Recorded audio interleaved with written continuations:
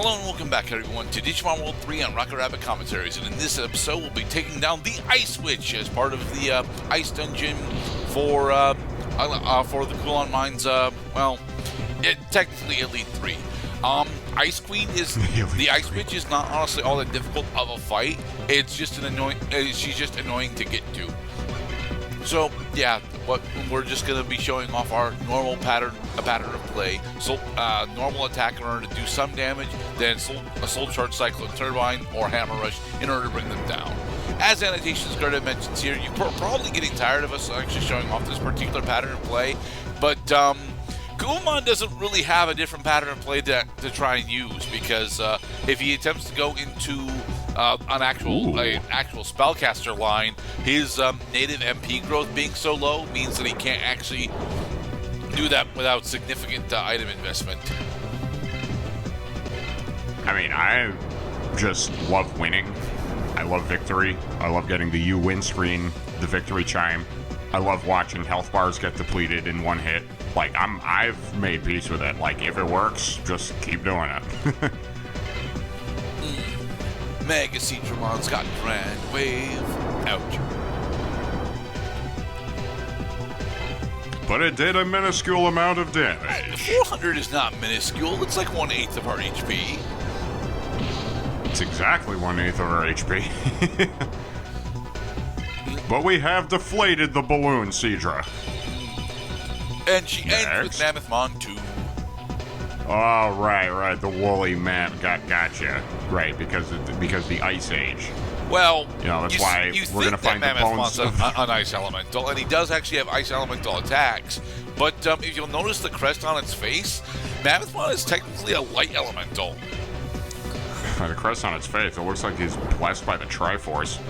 Sheikah, actually, but yeah.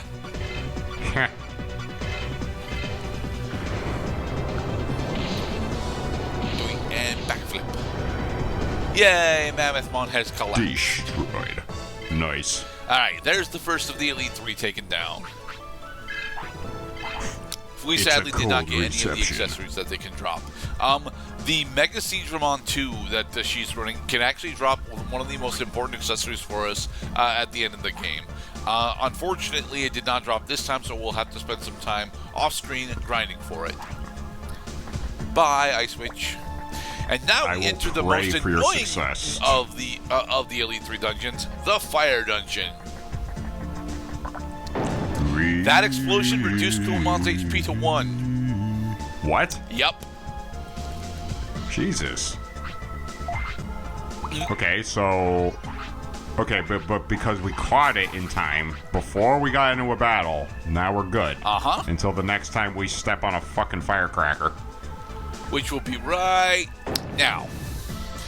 Now we what you were supposed to do for this is, through trial and error, figure out how you're supposed to actually go and get to the guy at the end. However, I have never bothered to figure out the map for this. I do know that I'm at the wrong area at the moment. I need to be going south. So you are stepping on traps. Yes, you are stepping on traps. And the traps very specifically are always there. I don't remember if they are consumed if they're consumed entirely in this instance. As in, if you step on them once, can you trigger them again? I don't actually remember. Supercharge. We need to actually conserve our MP, so I don't think, for this fight, we're not actually going to be doing our Soul Charge combo. We should have just ran away. We probably should have just run away, but, one of the things that this place is dangerous. One of the things that I'm actually attempting to do is set up our Blast Digivolve gauge, our Blast Digivolve gauge for not the next fight, but the final boss fight afterwards, because something really weird happens with Kulon's Blast Digivolution. Well, not yet. No, it's not yet that the weird thing happens, but later on, a weird thing is going to happen with Kulon's Blast Digivolution.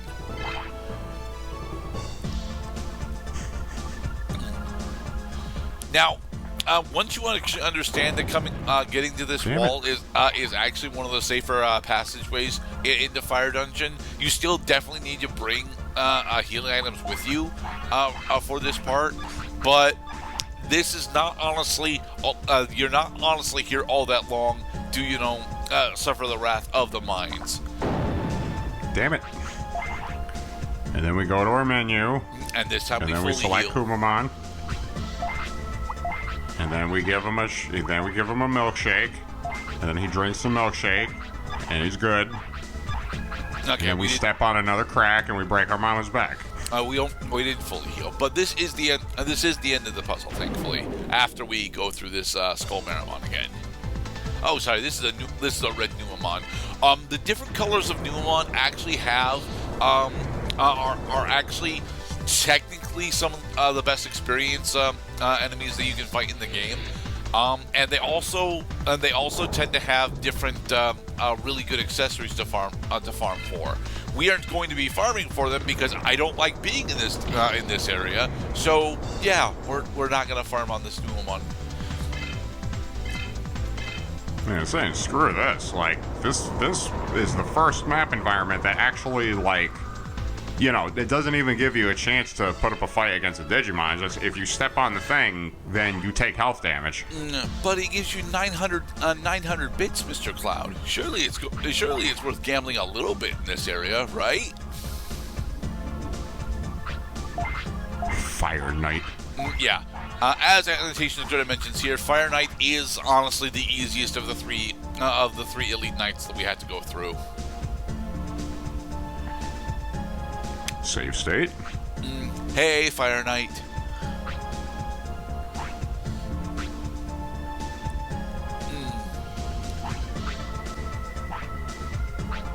How does one express ? Exclamation point without words? Gasp, Mr. Cloud. Gasp? Yes. All right. So, Fire Knight doesn't actually have anyone that's honestly all that scary. He's got Maramon, he's got Blue Maramon, and he's got Skull Maramon. I think his Skull Maramon actually has one of the Dark Elemental spells, but he doesn't actually ever end up using it. And as Annotation's going to mention, the reason why Fire Knight is honestly easier than most of the other two knights that we end up fighting is specifically because a majority of the Digimon actually have very good fire tolerance growth throughout the game.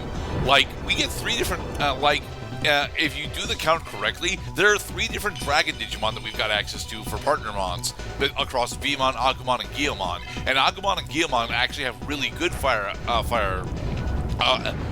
tolerance growth. So, yeah. You don't usually have to worry about the critical variance for fire spells, depending on which of the partner Digimon you choose to max out.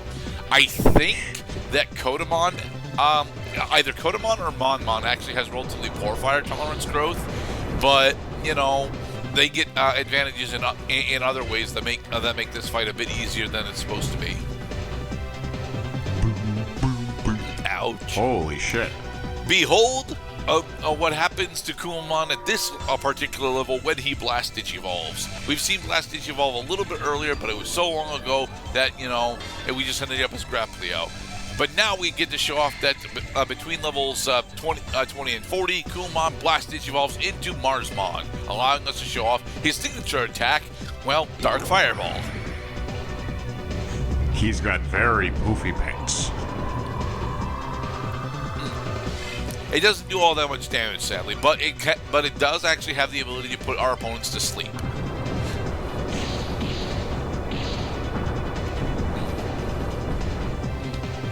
Thank you, Marsmon. Blue Maramon. Yeah, I think Blue Maramon's got one of the darkness elemental attacks, but I don't actually remember which one it is. I would assume it's Dark Elemental, but I really hope not, because Dark Elemental is actually one of the bigger reasons why the last night is actually really scary. So,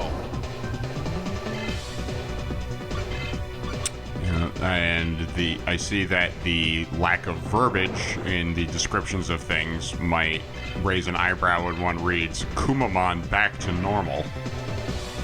Well, yeah, And you only actually get your Blast Stage Evolve form for between 2 and 3 turns.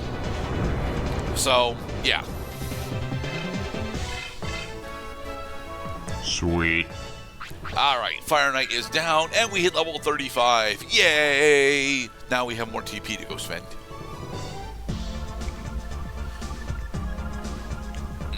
Oh, do watch your step, Junior.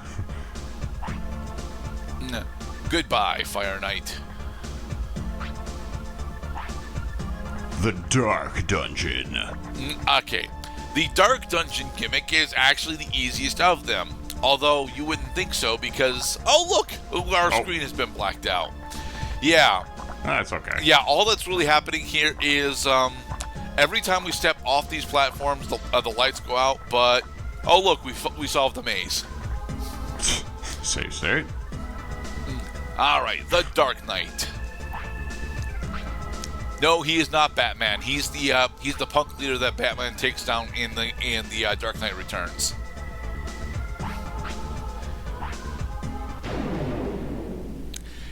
The Mohawk of Darkness. All right, Dark Knight is actually very scary for most of the Digimon partners because he specializes in doing dark magic attacks. So he's got the advantage of critical variance on his side, and Skull Satamon can actually inflict us. I think Skull Satamon can actually inflict paralysis with his normal attack.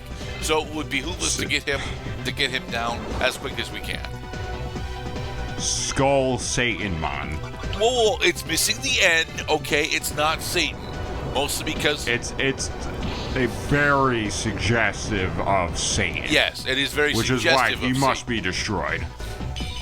But Lucimon Satan mode doesn't technically exist yet. Yeah, it doesn't technically exist yet.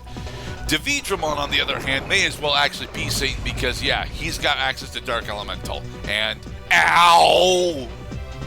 But we are not dead.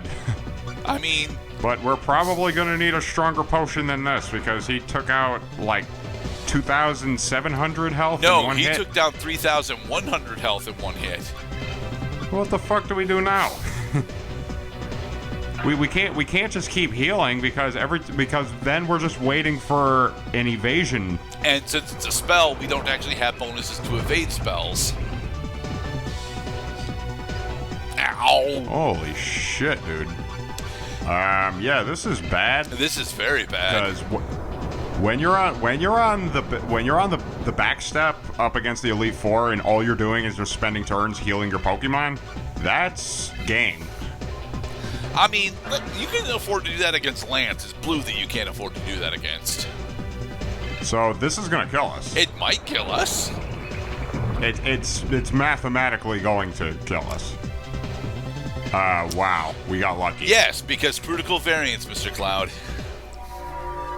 But oh shit, dude. We got the blast. We got a full heal. Yep. We not only does this give us a full heal, it also gives us access to Marsmon's Shadow Fireball, and Shadow Fireball has the ability to put our opponents to sleep.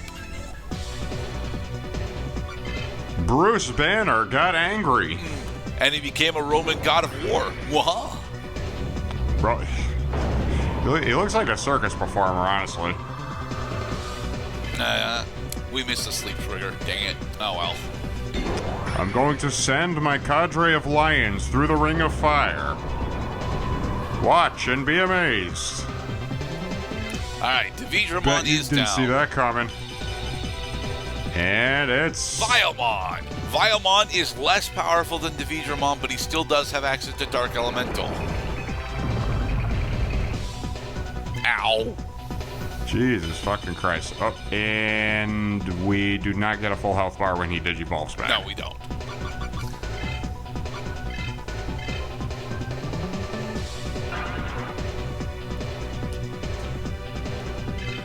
Okay, so from here, yeah, we soul charge, and then we're gonna try to do Cyclone Turbine in order to bring him down. Right, and you better hope that this attack is the one that does him in. But that's not a Dark Elemental attack. That was just a regular attack. Yep. He still hits really fucking hard, though. Cyclone Turbine. Roundhouse, and back away. It worked! And he stays down. Ding, ding, ding.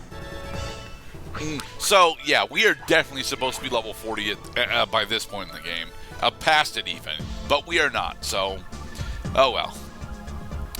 I will say that, that one of the accessories that we got early on, the Dark Ring, yeah, this fight and one other fight are the main reasons why we're still actually wearing the damn thing, because we need some amount of additional dark tolerance in order to consistently get through these fights. We have successfully made it to the chamber room, and in the next episode, we will make it back to the real world with a significant caveat. Be safe, There's everybody. no place like home. There's no place like home. Well, we're not going home. We're going to the real world.